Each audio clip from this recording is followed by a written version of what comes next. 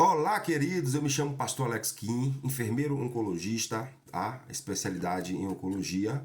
E assim, eu gosto sempre de estar trazendo aqui alguns conhecimentos da área científica e da área teológica. E me fizeram algumas perguntas e eu quero responder você à luz da palavra de Deus.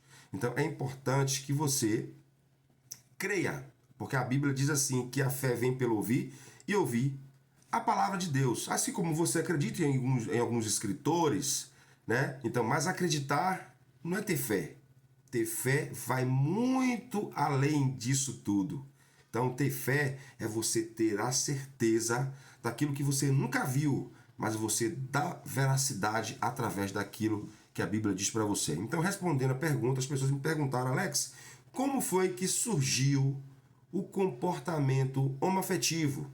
Né? Como é que as pessoas se comportam dessa forma, né? As suas práticas. Então, eu vou responder segundo aquilo que a palavra de Deus me ensina, nos ensina, tá? A fonte é a Bíblia Sagrada, né? Um livro histórico.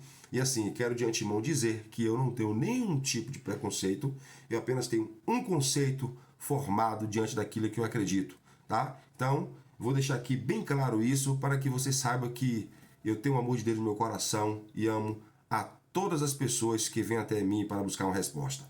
Então, diz assim a palavra de Deus no livro de Romanos, capítulo 1, e no versículo número 25, eu vou começar para que vocês possam entender. Olha o que diz: trocaram a verdade de Deus pela mentira, e adoraram e serviram as coisas, né, e seres criados em lugar do Criador, que é bendito para sempre. Por causa disso, Deus os entregou às paixões vergonhosas. Até suas mulheres trocaram suas relações sexuais naturais por outras contrárias à natureza humana. Da mesma forma, os homens também abandonaram as suas relações naturais com suas mulheres, com as mulheres, e se inflamaram de paixão uns pelos outros. Começaram a cometer atos indecentes, homens com homens, e receberam entre si o castigo merecido pela sua perversão. Além do mais, visto que desprezaram o conhecimento de Deus, ele os entregou a uma disposição mental reprovável para praticarem o que não deviam. Então, gente, aqui você percebe que quem escreveu isso aqui foi Paulo de Tarso, um homem com nacionalidade romana, um grego, que conhecia a cultura, é um conhecedor, tá? Ele estudou com Gamaliel, um homem de alto gabarito intelectual da cultura da época. Então, ele não estava falando aqui por falar. Ele conhecia a cultura e conhecia também essas práticas na Grécia. Se você for pesquisar, ó, desde aquelas épocas já existia esse comportamento.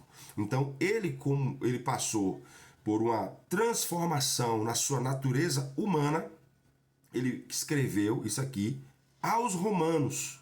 Então, a primeira coisa que a gente precisa entender aqui é o seguinte, que os homens daquela época, os homens que tiveram esse tipo de comportamento, a primeira coisa, abandonaram a verdade de Deus. Então, quando você quebra um princípio, o princípio te quebra.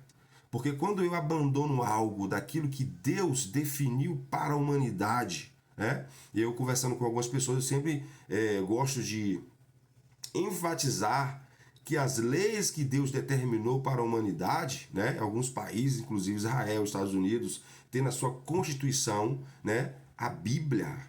Então, são princípios que o país segue para que a gente possa executar aquilo que Deus ordenou. Então, quando eu quebro um princípio divino, eu faço um estrago social, um estrago na sociedade, faço um estrago na família. Então, é importante que as pessoas possam entender que quando eu quebro um princípio divino, eu faço um estrago. Então foi o que Paulo registrou aqui. Os homens que aderiram a essa prática, a esse comportamento, eles fizeram o quê? Eles abandonaram, ele falou assim, olha, eu não quero saber o que é que Deus acha de mim. o corpo é meu, a vida é minha, o coração é meu, então eu simplesmente vou seguir o desejo do meu coração. E aí o coração da gente que é enganoso, né, quando aquilo que você deseja não está alinhado a princípios ético e moral, você pode estar entrando em um beco sem saída que ali pode te levar a um precipício sem volta. Então, respondendo a pergunta, né, esse comportamento homoafetivo, tá, desde aquela época, começou porque os homens abandonaram a verdade de Deus e quiseram seguir simplesmente o desejo do seu coração. Então, isso é muito perigoso, porque quando o homem ele reconhece que ele está entrando em um caminho, né, ruim e ele se coloca diante de Deus, o Senhor pode mudar a vida dele, pode transformar. Há uma transformação, com certeza, com aquilo que a Bíblia nos diz. Mas quando eu sou resistente àquilo que o Senhor me ordena, e eu sigo de repente da minha maneira, eu sou resistente àquilo que o Senhor traz sobre a minha vida, sobre o meu caráter, sobre a proposta de melhora, a única coisa que eu vou ter mais